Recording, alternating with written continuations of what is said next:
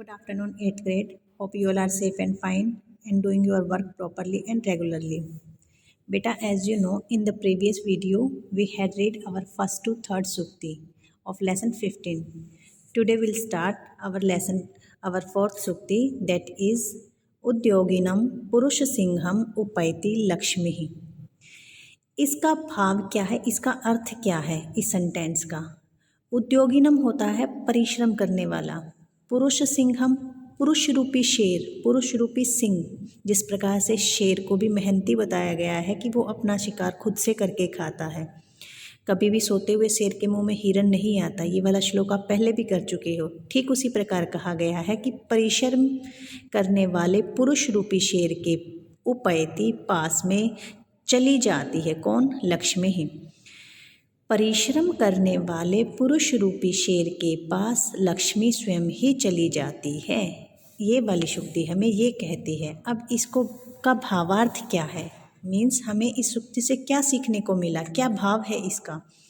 भावार्थ, लक्ष्मी ही तस्य एव पुरुषस्य समीपम गच्छति। लक्ष्मी उसी एव ही उसी पुरुषस्य पुरुष के समीपम पास में, लक्ष्मी उसी पुरुष के पास में गच्छति जाती है। यह पुरुष है, जो पुरुष परिश्रमम करोति परिश्रम करता है, जो पुरुष मेहनत करता है, लक्ष्मी उसी पुरुष के पास जाती है। ऐसे खाली बैठे किसी को धन नहीं मिलता, खाली बैठे किसी को कुछ भी प्राप्त नहीं होता। वो चाहे विद्या हो, धन हो, धर्म हो, कोई भी चीज़ हो, मेहनत करने से ही सब कुछ मिलता है। तो लक्ष्मी के केस में भी यही कहा गया है कि लक्ष्मी उसी पुरुष के पास जाती है जो पुरुष मेहनत करता है। परिश्रमशीलः जनः लक्ष्मीं सेवते। परिश्रम करने वाला व्यक्ति ही लक्ष्मी की सेवाएं प्राप्त करता है। लक्ष्मी की सेवाएं प्राप्त करने का मतलब है कि लक्ष्मी को प्राप्त करता है, उसे धन प्राप्त होता है। ओके, नाउ नेक्स्ट इज हितम मनोहारी च दुर्लभम वचः। ये एक बहुत साधारण सी बात है पर बहुत अच्छी है। इससे आपको क्या शिक्षा मिलती है कि हम जब किसी दूसरे की भलाई करने वाले शब्द कहते हैं, वो ज़रूरी नहीं होता कि सामने वाले को अच्छे लगें। वो कठोर भी हो सकते हैं और नम्र भी हो सकते हैं। पर जब हम दूसरे की भलाई की कुछ बातें करते हैं तो इन्होंने कहा कि ज़रूरी नहीं होता कि सामने वाले को वो अच्छे ही लगेंगे, वो कठोर भी हो सकते हैं। हितम मनोहारी च दुर्लभम वचः। दूसरे की भलाई के लिए कहे गए वचन, दुर्लभम वचः, वो मनोहारी अच्छे हों, ये दुर्लभ ही होता है।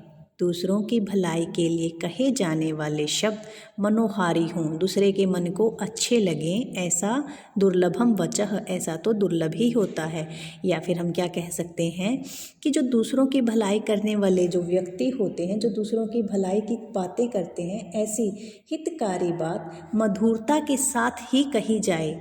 यह बिल्कुल ही टफ होता है, बिल्कुल ही क्या होता है, एकदम से बिरला ही होता है कि हम किसी की बात को कह रहे हैं, वो उसकी भलाई करेगी और वो सामने वाले को बिल्कुल से मधुरता के साथ, मधुरता सॉफ्टनेस के साथ कही जाए। ये बहुत ही इम्पॉसिबल होता है। तो हम क्या कहेंगे कि हितकारी बात अगर मधुरता के साथ कहे जाने वाले जो व्यक्ति होते हैं वो दुर्लभ ही होते हैं। भावार्थ, यत वचः हितम करोति।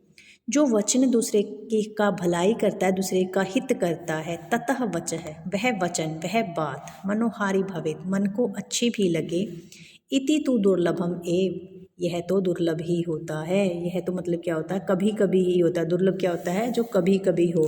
ऐसा तो कभी कभी, मतलब ऐसी सिचुएशन तो हमें कभी कभी मिलती है कि हम दूसरे की भलाई की बात कह रहे हैं और सामने वाले को वो अच्छी भी लग रही है। यत वचः हितम करिष्यति, जो वचन दूसरे की भलाई करेगा, तत्वचः, ऐसा वचन या फिर वह वचन, श्रवणे, सुनने में, कदापि, कभी भी, मधुरम न भवति, मधुर नहीं होता। जो वचन दूसरे की भलाई करेगा, ऐसा वचन सुनने में कभी भी मधुर नहीं होता। ये इसका भावार्थ है। नाउ इन दिस जल बिंदु निपातेन क्रमशः पूर्यते घटः। सुक्ति का एक सिंपल सा मीनिंग है, बिल्कुल आसान, जो हम अपने रूटीन लाइफ में भी फॉलो करते हैं और हमारे साथ होता भी यही है।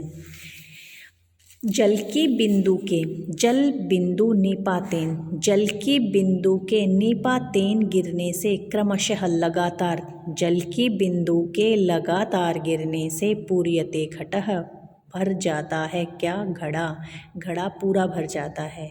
जब हम टैप टैप करके ड्रॉप ड्रॉप ड्रॉप ड्रॉप जब एक बकेट में गिरती है पानी की बूंद तो वो कभी ना कभी तो ऐसी सिचुएशन आती है कि वो भर जाता है।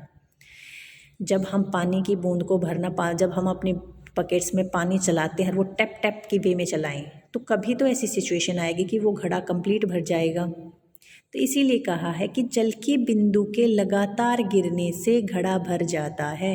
ऐसा ही आपके पढ़ाई के केस में होता है। अगर आप थोड़ा थोड़ा हर रोज़ रीड करते हो, लर्न करते हो, प्रैक्टिस करते हो तो कभी तो ऐसी सिचुएशन आएगी कि आप उसको अच्छे से कर पाओगे, आपका रिजल्ट अच्छा होगा। भावार्थ में सेम बात समझाई गई है आपको कि जलस्य बिंदुना एव घटः पूर्णः भवति। जल की बिंदु के ही गिरने से एव घटः घड़ा पूर्णः भवति पूरा भरता है। कस्मिन् अपि विषये किसी भी विषय में एकः एकः बिंदु एक एक बिंदु कणः च और कण लाभकारी भवति लाभकारी होता है। मतलब क्या है कि अगर आपने पढ़ना शुरू किया, आज आपने थोड़ा किया, उसके बाद और थोड़ा उसमें इंक्रीज़ करते चले गए तो ऐसे आपको ही एक दिन बहुत ज़्यादा बेनिफिट होगा। अगर आज आपने सोच लिया कि ये तो बहुत टफ है, मुझसे नहीं होगा और उसको आप शुरू ही नहीं करोगे तो कैसे वो अच्छे से होगा? वो कभी नहीं होगा, आपको हमेशा टफ ही लगता रहेगा और आप उसमें कभी सफलता नहीं प्राप्त कर पाओगे। तो इन्होंने कहा कि विषय यानी कि विषय का मतलब है कि आप कोई काम करना शुरू करते हो, धन कमाना शुरू करते हो, पढ़ना शुरू करते हो, कोई भी काम शुरू करते हो, उसमें एक एक बिंदु मतलब एक एक स्टेप मैटर करता है। वो आपका अगर अच्छा है तो आपको रिजल्ट अच्छे की ओर जाएगा। अगर आपका वो स्टेप बैक साइड है, बुरे की तरफ है, तो वो आपको बुराई की तरफ ही लेकर जाएगा। तो कस्मिन् अपि विषये एकः एकः बिंदु कणः च लाभकारी भवति। किसी भी विषय में एक एक बिंदु और कण लाभकारी होता है। अतः कदापि कम अपि नष्टम न कुर्यात्।